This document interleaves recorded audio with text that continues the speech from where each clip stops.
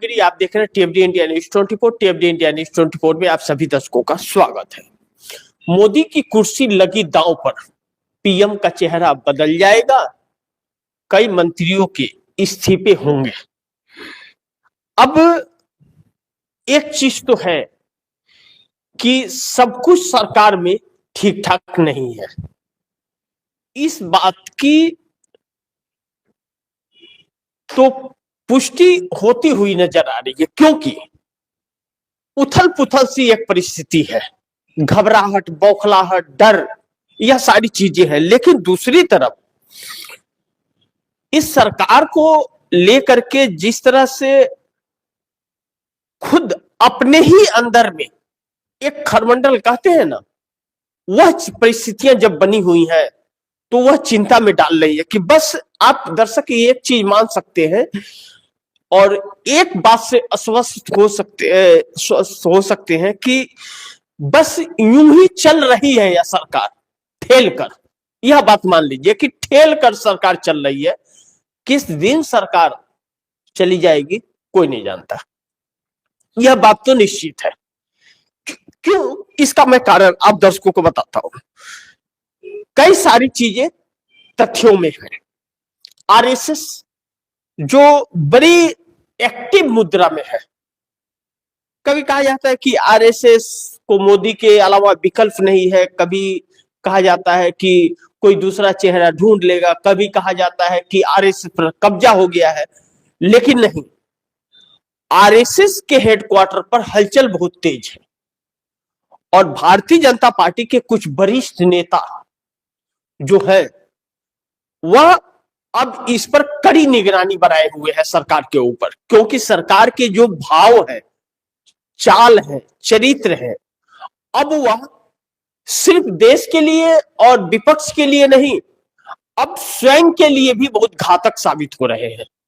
क्योंकि जिस तरह से सरकार को लेकर प्रतिक्रिया है आम जनता के बीच, कब क्या हो कौन जानता है। और दूसरी चीज जो बड़ी अहम है, शेख हसीना को हमारे देश की सरकार ने भारत में शरण दिया, किसी देश ने नहीं दिया, लेकिन हमारे देश की मोदी सरकार ने शरण दिया। अब बांग्लादेश के अंदर खुलकर भारत का विरोध हो रहा है, वहां पर रह रहे हिंदुओं को पीटा भी जा रहा है, आगजनी का शिकार हो रहा है बांग्लादेश। और गोदी मीडिया, जो यहां जैसे गोदी मीडिया, कुछ वहां गोदी मीडिया, उनके स्टूडियो को पूरी तरह से जलाया जा रहा है। जो विरोध हो रहा है वहां पर, और कहा जा रहा है कि पाकिस्तान और चीन का हाथ है। मैं नहीं जानता, इसकी पुष्टि मैं नहीं कर पाऊंगा क्योंकि इसके सबूत हमारे पास नहीं है, लेकिन कहा जाता है इनका हाथ है। और बांग्लादेश हमारे देश का खुलकर विरोध कर रहा है, भारत मुर्दाबाद के नारे भी लगाए जा रहे हैं और हमारे यहाँ के दूतावास को बुला करके वहां फटकारे भी जा रहे हैं। और यह चीज बड़ी भारी पैमाने पर चल रही है।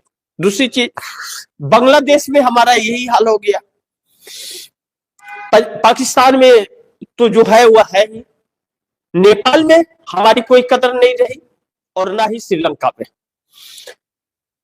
नीतीश कुमार के हिजाब मामले के बाद अरब कंट्री में हमारे देश को लेकर के एक आक्रोश उत्पन्न हो रहा है लगातार। और जिस तरह से नीतीश कुमार ने बर्ताव किया, नीतीश कुमार चाहे जो भी हो, नीतीश कुमार राजनीति में चाहे जो भी स्थान रखते हो, भले नीतीश कुमार समर्थन ले ले तो मोदी सरकार गिर जाएगी, देश को थोड़ी सी शांति मिल जाएगी, लेकिन इसका मतलब यह नहीं कि किसी के सम्मान को आप जमीन पर ला करके खड़े कर देंगे, किसी की इज्जत को आप उतार करके बेपर्दा कर देंगे, यह मंजूर नहीं। ऐसी आजादी भी किसी को चाहिए।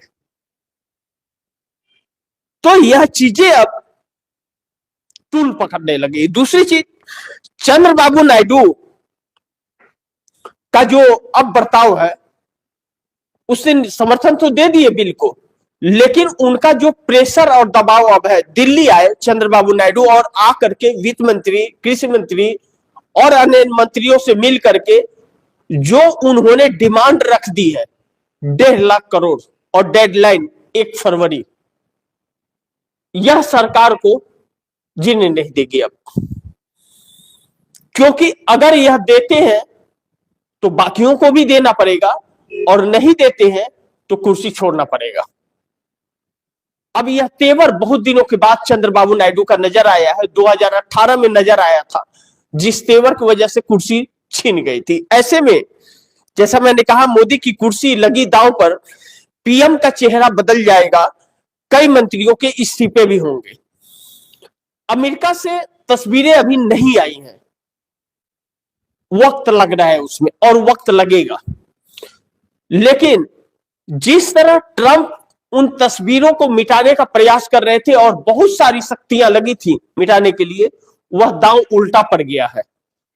जितने वह ब्लैंक पेपर आ रहे थे ना, वह कुछ दिनों बाद पूरे क्लियर आएंगे, क्योंकि संसद ने विरोध कर दिया और कोर्ट के अवमानना के केस में ट्रंप की कुर्सी भी जा सकती है अगर ट्रंप ने ऐसा किया तो। कहा जा रहा है कि ट्रंप के प्रशासन ने ट्रंप के और ट्रंप के दोस्तों के कुछ सबूत मिटाने की कोशिश कर रहे थे, लेकिन संसद में यह बिल पास हुआ था पारदर्शिता की, ट्रांसपेरेंसी की, कि उसमें 400 में 399 लोगों ने समर्थन किया था उसका, बिल का। यानी कि मात्र पूरे संसद के अंदर एक आदमी उस बिल के विरोध में था और बाकी सब पक्ष और विपक्ष उस बिल के पक्ष में थे। तो अब ट्रंप के ऊपर प्रेशर और दबाव आ गया है। वह ऐसा हरगिज नहीं कर पाएंगे कि खुद बचे और दूसरों को बचा ले, और अब खुद ट्रंप की कुर्सी दांव पर आकर के खड़ी हो गई है। तो ऐसे में जो संपर्क है, और चाहे जिनके नाम आए हुए हैं, उनकी तस्वीरें अगर होंगी तो तस्वीरें भी आएंगी। इस बात का खौफ और डर हमारे देश में अब बन गया पूरी तरह से। छूट और फ्री और बचे हुए तभी तक है जब तक तस्वीरें नहीं आ रही है।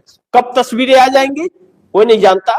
जब भी तस्वीरें आ जाएंगी तो एक भूचाल सी परिस्थिति हो जाएगी, लेकिन उसको लेकर के खौफ और असमंजस की परिस्थिति बन गई। दूसरी चीज, अब आरएसएस हुआ या फिर भारतीय जनता पार्टी के कुछ लोग, अब नरेंद्र मोदी का चेहरा बदल दिया जाए, प्रधानमंत्री का चेहरा बदल दिया जाए, इस बात पर गौर और विचार जरूर करेंगे और करते हैं। आरएसएस के अंदर तो बहुत सा तूफान मचा हुआ है नागपुर के अंदर। कहा जा रहा है कि हलचल बड़ी तेज हो गई है और वह हलचल डरा रही है अस्तित्व को खत्म करने का। ऐसे में बैठकों का दौर शुरू है, लेकिन भूचाल सी परिस्थिति दिल्ली के अंदर बहुत तेज है। अगर मैं कह रहा हूं कि आपका नाम कहीं नहीं है, तो आपको डर क्या चीज का, किस चीज का डर, क्यों सत्ता जाने का डर सता रहा है? क्योंकि जब इंसान गलत किया रहता है और सामने आने का आईना दिखने लगता है तो डर लगने लगता है। तो अब ट्रंप भी अपने आप को नहीं बचा पाएंगे और बाकी के लोग भी नहीं बचेंगे। यानी कि सच्चाई सामने आएगी, ट्रांसपेरेंसी जिसको कहते हैं, पारदर्शिता, वह सबके सामने आने वाली है, आएगी। वक्त थोड़ा लगेगा क्योंकि बहुत ज्यादा डाटा है, किस रोल में किसका है या कुछ कहा नहीं जा सकता, वह तो एक लाइन से निकलती जाएगी। लेकिन दूसरी तरफ जो बड़ी महत्वपूर्ण है, यह चीजें मोदी को कुर्सी से हटाने की तैयारी जोर शोर पर है। मोदी ने सोचा नहीं होगा कि ऐसे इस्तीफा हो जाएगा या ऐसी कुर्सी चली जाएगी। अगर आरएसएस अपने मकसद में सफल हो गया, दो चीजें हैं इसमें, जो दोनों पहलू आप दर्शकों को मैं समझाने का प्रयास करूंगा। आरएसएस और कुछ भाजपाई यह मिलकर के कोशिश कर रहे हैं कि किसी भी तरह से मोदी को हटा दिया जाए, चेहरा बदल दिया जाए, नहीं तो आज न कल तो कुछ होगा, और होगा तो फिर वह बड़ी घातक होगा। तो जनसंघ वाला हाल ना हो जाए फिर। भारतीय जनता पार्टी का कि जैसे जनसंघ का नाम बदलना पड़ा वैसे मुंह छिपाना पड़ा, वैसे फिर भारतीय जनता पार्टी का नाम बदलना पड़े और मुंह छिपाना पड़े। दूसरी चीज, अब सहयोगी दल विकल्प की तलाश में निकल पड़े हैं। अब मोदी विकल्प नहीं रहे, मोदी अब बोझ बन गए हैं। जैसा चंद्रबाबू नायडू के वित्त मंत्री और चंद्रबाबू नायडू के संसदीय दल के नेता ने पार्लियामेंट में कहा कि जी राम जी बिल बोझ है राज्यों के ऊपर, वैसे ही अब सहयोगी दलों के लिए नरेंद्र मोदी बोझ बन गए हैं और इस बोझ को सहयोगी दल हटाना चाहते हैं। नीतीश कुमार चाहे जो भी हो, मैं नहीं जानता उनकी जो छवि है वह सराहनीय तो नहीं है, उनकी चर्चा तो नहीं करनी चाहिए, लेकिन कहा जा रहा है कि नीतीश नायडू दोनों हाथ मिला लेंगे। अब वह वक्त आ गया है और मोदी के लिए संकट पैदा हो जाएगा। राहुल गांधी से मुलाकात की बातें कही जा रही है कि मुलाकात करेंगे और विकल्प पर कार्य शुरू करेंगे, यानी कि सत्ता परिवर्तन। चंद्रबाबू नायडू 1,50,000 करोड़ की डिमांड करके 1 फरवरी का डेडलाइन दिए हैं और सेम परिस्थितियां, सेम इक्विलिटी 2018 में भी था, जिससे नरेंद्र मोदी को अल्टीमेटम दिया गया था और समर्थन वापस ले लिया था। सेम परिस्थितियां में आकर के चंद्रबाबू नायडू खड़े हो गए हैं। अगर चंद्रबाबू नायडू अब भी अगर अपने बातों पर कायम नहीं उतरे तो चंद्रबाबू नायडू का वही हर्ष होगा जो 19 में हुआ था, सत्ता हाथ से निकल जाएगी। और जगन मोहन रेड्डी को नरेंद्र मोदी पुश कर रहे हैं और अमित शाह पुश कर रहे हैं जगन मोहन रेड्डी को। जगन मोहन रेड्डी मुख्य विपक्षी पार्टी है आंध्र प्रदेश के, यानी कि नरेंद्र मोदी यह जानते हैं, नरेंद्र मोदी सरकार यह जानती है कि जिस चंद्रबाबू नायडू का समर्थन ले रहे हैं, जिस तरह से यह बर्ताव कर रहे हैं आंध्र प्रदेश के साथ नरेंद्र मोदी, उस तरह चंद्रबाबू नायडू हार जाएंगे चुनाव। और इसलिए नजदीकियां जगन मोहन रेड्डी से बढ़ा रहे हैं कि चंद्रबाबू नायडू हारेंगे तो जगन मोहन रेड्डी ही चुनाव जीतेंगे, यानी कि इनका दूसरा विकल्प तैयार रहेगा। इस बात को भली भांति चंद्रबाबू नायडू समझ गए हैं और चंद्रबाबू नायडू राहुल गांधी से संपर्क साधना शुरू कर दिए हैं, यह बात कही जा रही है। इस बात की चर्चा बड़ी तेज हो गई है और अब नरेंद्र मोदी के लिए बड़ी मुश्किल पैदा होने वाली है। लेकिन दूसरी तरफ चंद्रबाबू नायडू ने समर्थन वापसी की धमकी दे दी मोदी को। अगर चंद्रबाबू नायडू ने समर्थन वापसी की धमकी दी है मोदी को, और इसलिए दिया है कि आपने हमारे से जो भी वायदे किए थे आपने धोखा दिया है, जो भी बजट में आपने बोला देने के लिए वह भी हमें आपने ट्रांसफर नहीं किया, आप धोखा देते जा रहे हैं, टाइम पास कर रहे हैं। अब यह टाइम पास नहीं चलेगा। चंद्रबाबू नायडू कड़े हो गए हैं कि अब जेल जाए चाहे जो भी हो, अब आप अगर कुर्सी पे बैठे रहोगे तो आप जो बोलोगे वह नहीं होगा, जो हम बोलेंगे वह होगा। हमारा हमें चाहिए, बाकी आप क्या करते हो हमें नहीं पता। यानी कि बार्गेनिंग की जा रही है कि तुम गलत हो ही और हम भी गलत ना हो जाए, इसके लिए हमें तो चाहिए अगर तुझे सत्ता में बना रहना है। यानी कि मजबूरी में आटा गीला। नरेंद्र मोदी फंसे हुए, चंद्रबाबू नायडू यह समझ गए हैं। आज नहीं तो कल परतें खुलेंगी अमेरिका से भी, यह भी समझ गए हैं। आरएसएस और भारतीय जनता पार्टी के लोग इनसे विद्रोह की परिस्थिति में आ रहे हैं। विपक्ष इन्हें अब देखना नहीं चाहता क्योंकि विपक्ष को यह अपना दुश्मन समझ रहे हैं। विपक्ष की कहीं सुनवाई नहीं होती, चाहे कोई भी बिल हो या पास कर ले जाते हैं। नरेंद्र मोदी के मंत्री पार्लियामेंट में कहते हैं कि आप हल्ला गुल्ला कुछ भी करो, बिल हमें जो पास करना हम तो पास कर ही लेंगे। दादागिरी चल रही है। अब ऐसे में चंद्रबाबू नायडू अब मारे हैं लोहा गरम और हथौड़ा बज गया है 5 मंत्रालय में मिल करके कि भैया हमारा यह 1.5 लाख करोड़ का बजट है, यह हमके 5 मंत्रालय से मिल करके दे दो, या एक मंत्रालय से मिल के दे दो, या पीएम के खाते से रिलीज कर दो, या भाजपा के खाते से कर दो, या उद्योगपति के खाते से कर दो, कहीं से भी कर दो, हमें 1.5 लाख करोड़ पूरा कर दो। अगर गद्दी पे रहनी है। दूसरी चीज जो बड़ी महत्वपूर्ण है और जिस पर चर्चा करना बहुत जरूरी है, अब सुब्रमण्यम स्वामी कहा जा रहा है कि विदेश भाग गए, नजर नहीं आ रहे हैं। क्या सुब्रमण्यम स्वामी अमेरिका चले गए? सुब्रमण्यम स्वामी जो सोनिया गांधी और राहुल गांधी को लेकर के नेशनल हरार पर क्या क्या नहीं बोले, कंप्लेन किए, उनको फंसाया गया और नरेंद्र मोदी, अमित शाह उसी पर आगे बढ़ करके भरे मंच से जमानत पर घूम रहे लोग, गुनाहगार, पता नहीं घोटालेबाज क्या क्या उस परिवार को बोलते रहे, ईडी से 50-50 घंटा की पूछताछ करवाते रहे और उसी ईडी के चार्जशीट को, उस आरोप को अदालत ने पूरी तरह से खारिज करके उस चार्जशीट को रद्दी कागज की टोकरी में फेंक दिया। अब इसके ऊपर कोई जवाब नहीं है। अब जब सुब्रमण्यम स्वामी, तब मोदी सरकार को अच्छा लग रहा था, अब जब नरेंद्र मोदी को लेकर के डायरेक्ट हिट किया सुब्रमण्यम स्वामी ने, यह नहीं है कि पहली बार अमेरिका के जेफरी एप्स्टीन फाइल को लेकर के बोला उन्होंने, उसके पहले बहुत कुछ बातें कही। पहली चीज तो उन पर कोई आपने आपत्तिजनक भी बातें अगर कही तो आपने कोई उस पर टिप्पणी नहीं की, कोई रिएक्शन नहीं दिया।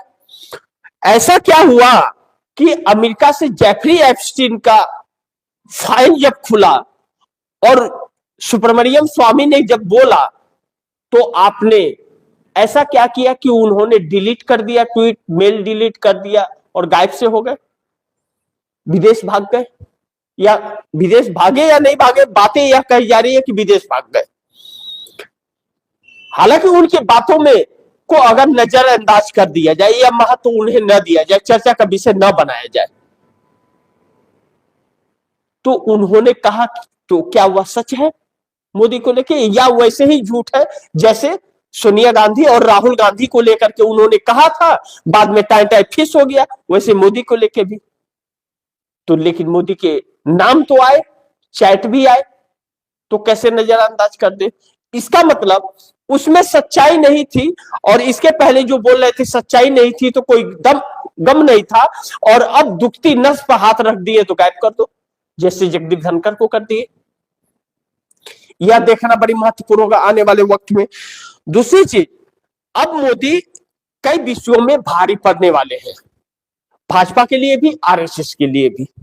तो अपना अपना चेहरा, अपना वजूद बचाने के लिए नरेंद्र मोदी का चेहरा बदलने का और कुर्सी से हटाने का एक अच्छी खासी तैयारी और सोची समझी एक जाल बिछाई या चक्रव्यूह बिछाने का कार्य चल रहा है। लेकिन महत्वपूर्ण यह है कि चंद्रबाबू नायडू की आंखें खुल रही हैं, लेकिन जनता, नीतीश हो या नायडू हो, दोनों को में चंद्रबाबू नायडू को बार्गेनर, मतलबी कहते हैं, और नीतीश कुमार को मानसिक तौर पर बीमार बताती है, जो तस्वीरें साफ करती भी हैं और लोगों का यह मानना कहीं ना कहीं सत्य भी कसौटी पर साबित होता है। आगे देखना है क्या होता है, लेकिन आप दर्शकों से गुजारिश करूंगा इस खबर को ज्यादा से ज्यादा शेयर कीजिए, अपने दोस्तों को भी कहिए आगे शेयर करें। आपने अगर चैनल को सब्सक्राइब नहीं किया, सब्सक्राइब कर लीजिए, अपने दोस्तों को भी कहिएगा चैनल को सब्सक्राइब करें।